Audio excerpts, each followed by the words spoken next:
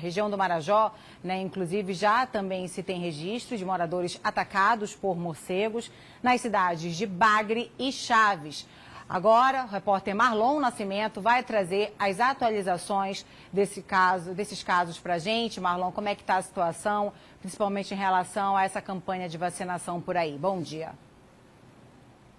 Bom dia, Amanda. Aqui na região do Marajó, a maioria dos municípios, através das suas secretarias municipais de saúde, já emitiram um alerta e estão aí em estado de atenção sobre possíveis casos como esse. O primeiro município, como destacado aí, foi Bagre, em seguida o município de Chaves, mas já houve incidência no município de Ponta de Pedras, Muaná, Afuá, também aqui todos na região do Marajó. É importante a gente explicar para os nossos telespectadores que devido à grande densidade da floresta na nossa região, principalmente o Marajó das florestas, que é diferente da região ali dos campos de Souro e Salvaterra, há uma incidência maior desse tipo de casos. A gente tem já registros no município de Portel de um surto que aconteceu em 2004 e em 2018, já mais atual, aconteceu no município de Melgaço, onde pelo menos 11 pessoas foram infectadas. É importante a gente destacar isso. Eu estive conversando mesmo durante a noite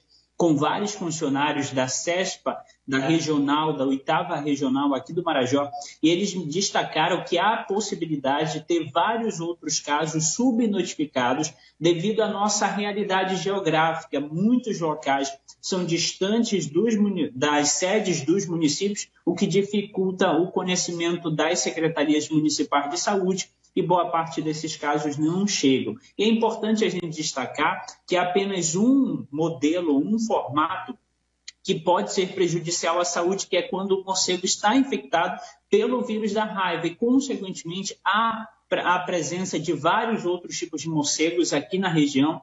Já foi destacado isso por várias secretarias e que a população precisa manter a tranquilidade para que a gente não possa haver aí um excesso de preocupação e o que pode acontecer também com muita frequência aqui na nossa região por conta de haver outros tipos de morcego e que não são prejudiciais à saúde humana. Marlon, muito obrigada pela sua participação, direto aí do Marajó. A gente deseja também um bom trabalho a você. Qualquer novidade é só acionar a gente, tá bom? E claro, a gente também continua falando sobre esse assunto aqui no estúdio com o médico infectologista Lorival Marsola, para explicar um pouquinho melhor sobre essa preocupação que tem gerado aí, claro, entre os profissionais de saúde. Lorival, muito obrigada, doutor, pela sua entrevista. Existe algum motivo, já começo perguntando aí, pegando a deixa do Marajó, existe algum motivo para esses casos, né, começarem sempre surgindo por lá, pela ilha do Marajó?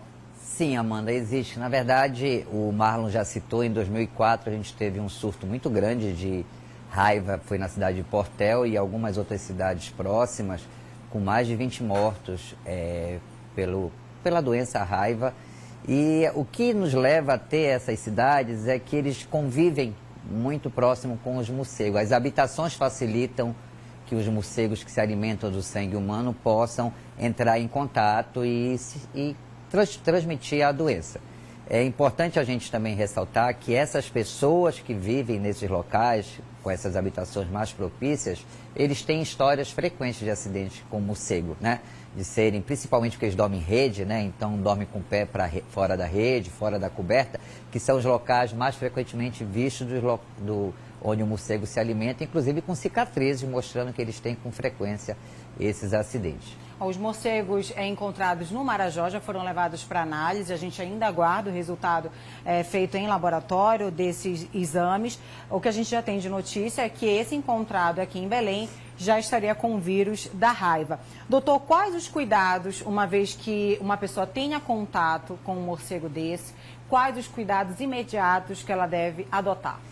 Primeiramente, não deve ter contato com morcegos. Esse especificamente encontrado em Belém, ele se alimenta de frutas, de seivas, então ele não se alimenta de sangue, mas ele convive em colônias. Os morcegos são mamíferos, né? Eles não são aves, eles são mamíferos, apesar de voarem, e eles convivem em colônias. Então, apesar deles não se alimentarem de sangue, eles contaminam aqueles que estão próximos, porque eles se lambem, né?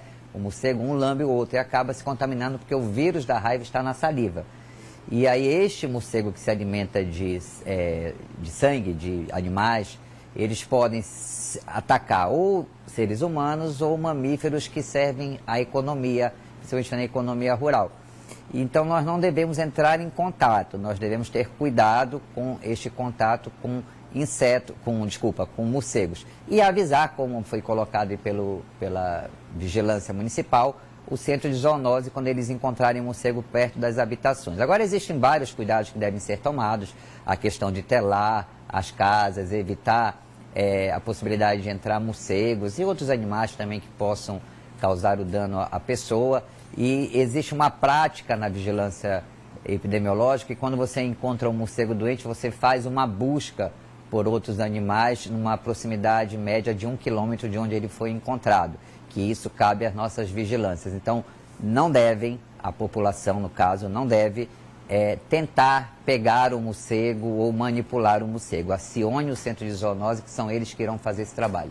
E aí, como forma de prevenção, a gente também fala em telar a casa, né, essas residências.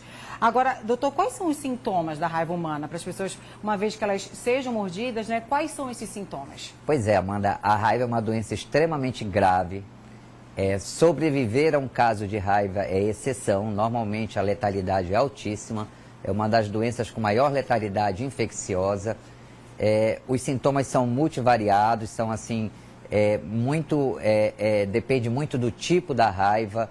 Normalmente o indivíduo começa com um quadro com dificuldade de engolir, com dor de garganta, pode até lembrar um quadro ou outro, porque ele tem dificuldade, que começa a ver intolerância à água, à luz, e ele entra no período que a gente chama de característico, que é o período de estado, que aí você tem uma forma da raiva mais clássica, que é essa forma agitada, e uma forma menos clássica, que é aquela mais que leva para a paralisia, né? Então, o indivíduo também, no início dos sintomas, ele pode ter ali no local da lambedura ou da mordedura do animal, ele pode ter um quadro de dor, de formigamento naquele local por onde penetrou o vírus.